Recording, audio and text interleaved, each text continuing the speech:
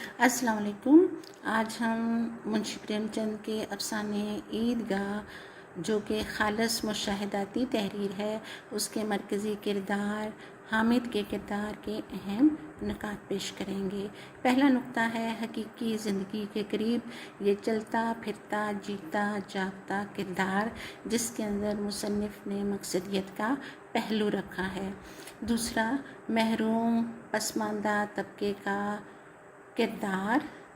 تیسرا، ذکی الحس معصوم اور یتیم بچہ، ایسے بچے جو والدین کی شفقت سے محروم رہتے ہیں، اللہ تعالیٰ ان میں بے شمار صلاحیتیں پیدا کرتا ہے، اور اس کردار میں جوش اور ولولے کا اظہار بھی آ رہا ہے۔ یہ وہ جوش اور ولولہ ہمیں اس وقت نظر آتا ہے جب تمام لوگ عید کی نماز پڑھنے کے لیے رواں دواں تھے، اور اس کے جانے کے لیے وہ خود بھی جوش اور جذبے کا اظہار کر رہا تھا۔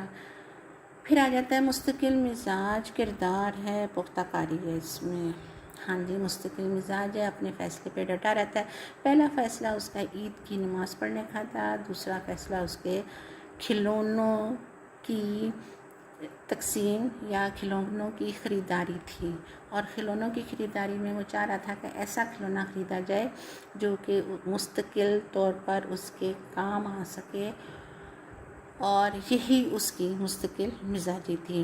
حاضر جوابی کی عمدہ مثال تھا جب بچوں نے اس کے خریدے ہوئے دستے پناہ یعنی چمٹے پر مذاق اڑایا تو اس نے جوابی طور پر عمدہ طریقے سے جو دلائل دے کر ان کو قائل کرنے کی کوشش کی، وہ اپنی جگہ ایک عمدہ مثال ہے۔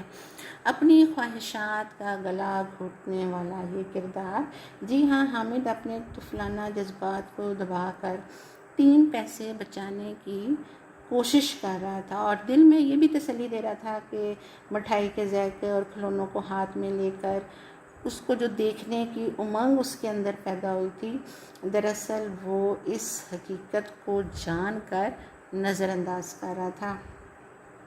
تو یہ اس نے اپنی خواہشات کا گلا گھونٹا۔ سچائی، خلوص، محبت، ہمدردی سے بھرپور کردار، ایسا کردار تھا۔